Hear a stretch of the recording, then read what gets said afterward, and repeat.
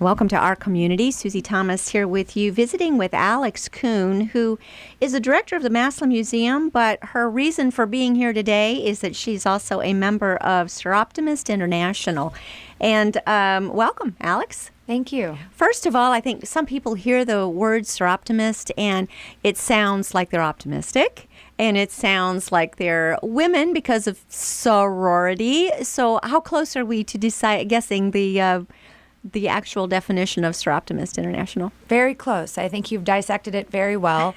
The name originates from the Latin root for sister, soror, and optimist is exactly what you suggested it means to be, that we try to bring a lot of positive energy around initiatives that benefit and improve the lives of women and girls. And now your focus is women and girls. Why is that?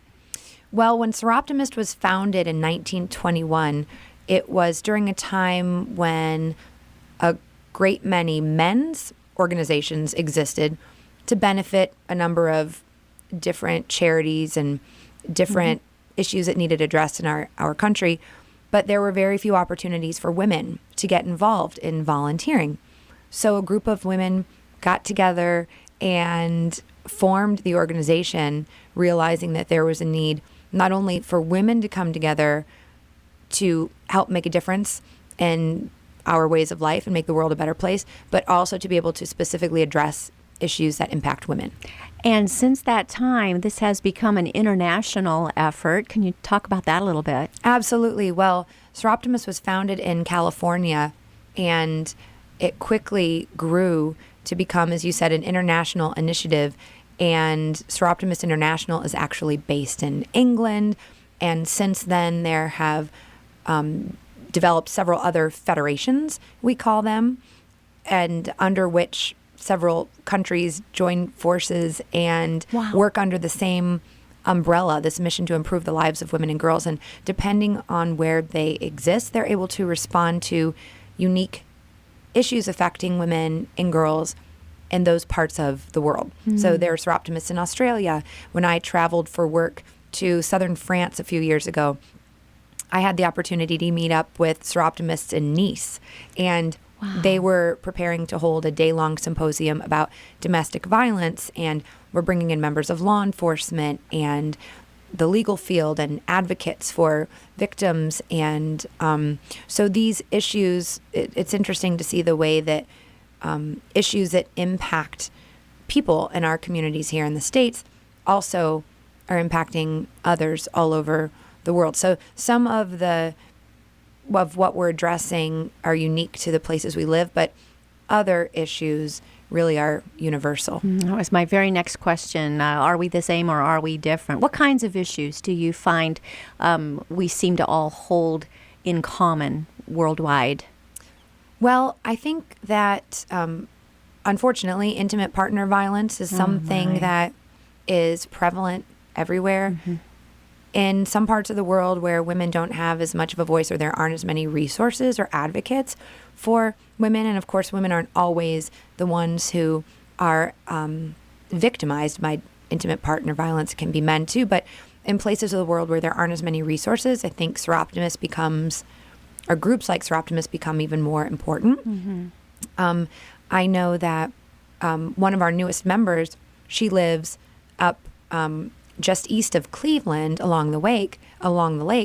And even though you think of Cleveland and the greater Cleveland area as having probably an endless amount of resources dealing with domestic violence, she's in a very remote area, and there are very little opportunities for women to come together around issues that are important to them, and very few resources for women. So it's interesting that even in more rural parts of our state, there might be resources lacking, but in other parts of the world, Soroptimists deal a lot with hunger initiatives.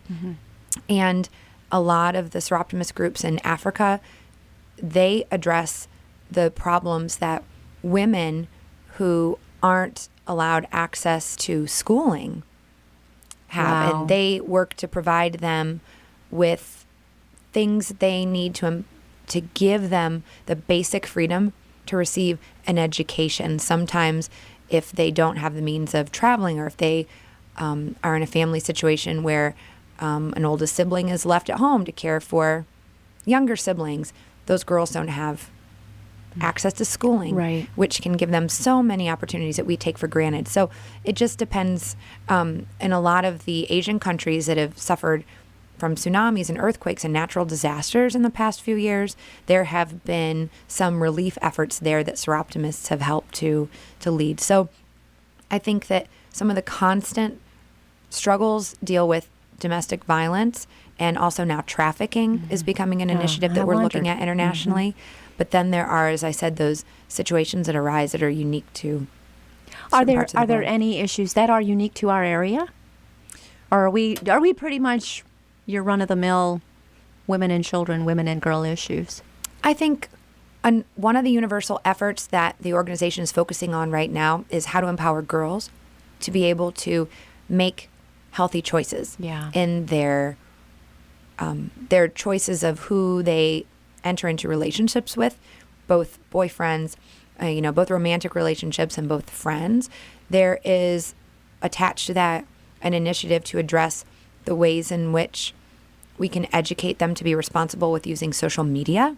So this is obviously something that wasn't an issue for the Soroptimists in 1921, in a way that the organization is trying to evolve to meet the needs of society today. Again, domestic violence. We work very closely with the Domestic Violence Project, Inc. We work closely with Partners Against the Trafficking of Humans in Stark County. Yes. And their the various efforts that they lead to create awareness about this. And we'll do things like deliver soap with trafficking hotline numbers stickered on the back Yeah. to provide opportunities for potential victims to have access to resources. And we award scholarships to women who are pursuing education who may have had adversities in their lives that halted their opportunities midstream, being victims of domestic violence or being single heads of household and having to focus their efforts on their children's education. So we offer financial opportunities to them to help break down those barriers. We also work with Girls on the Run and try and promote their activities and their empowerment initiatives. And with Lehman Middle School, we're working with expanding their Captain's Table program, which is, again, a confidence building, empowerment building, and role modeling initiative for children in middle school. Wow. And You have taken on a huge amount of work, and I'm wondering, when you say we do this and this and this and this, how big is your organization? How many members? we have, I believe, 27 members right now in our Canton Stark County Club. And some of the toolkits that we in the models we follow, they are federation level models. So at headquarters in Philadelphia, sometimes they provide us the resources that we need so we don't have to recreate the wheel. Start from big scratch. Right. Yeah. But we're fortunate that our organization is celebrating, the Canton Stark County Club is celebrating its 75th anniversary this year. Oh, that's fantastic. So we were among the forerunners in the Soroptimist movement in the Americas, which is really exciting. It's remarkable to think that you're just right here in our community. When you say you work with these organizations, what does that look like? Are you providing funds? Are you actually rolling up your sleeves and digging in? A little of both? Explain to me what that looks like. Sure. Well, traditionally, I think, or historically, our club did a lot of fundraising in an effort to give monies directly to charities that needed these funds. And there is more of a movement now to be hands-on. Wow. And I think that that's really a way to engage new members, especially younger members too. So with the Domestic Violence Project, we collect monthly donations to give to the shelter based on whatever their needs are from month to month, and we give them to the Massillon and Canton shelters.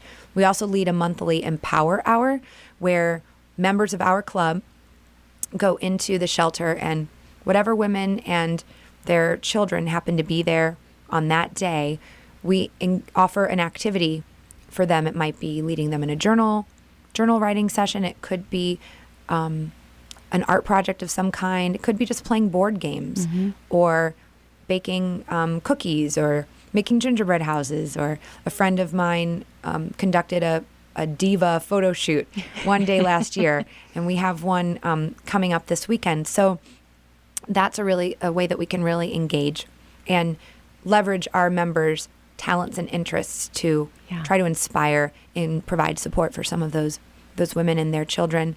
And but the scholarships we award, that's a way that we can help inspire and provide a little bit of assistance to women who need a leg up to reach their goals. Yeah. It's getting harder and harder for volunteer organizations to recruit members. And you just mentioned hands-on, rolling up your sleeves in the trenches is the way to get younger members. How are your numbers locally? You said 27 or something. Do you find it difficult to recruit new members? And what are you doing to be able to address that? It's a real challenge. I think that once people understand what we do and they recognize the energy of the club and the support system that the members of the club provide, because we all provide each other support in other avenues of our lives too. It's also a great networking opportunity. Right. Once they experience that, I think it's easier to engage them and to sustain them. But you're absolutely right. I mean, overall, the organization, like so many other service organizations worldwide, have experienced a decline in numbers.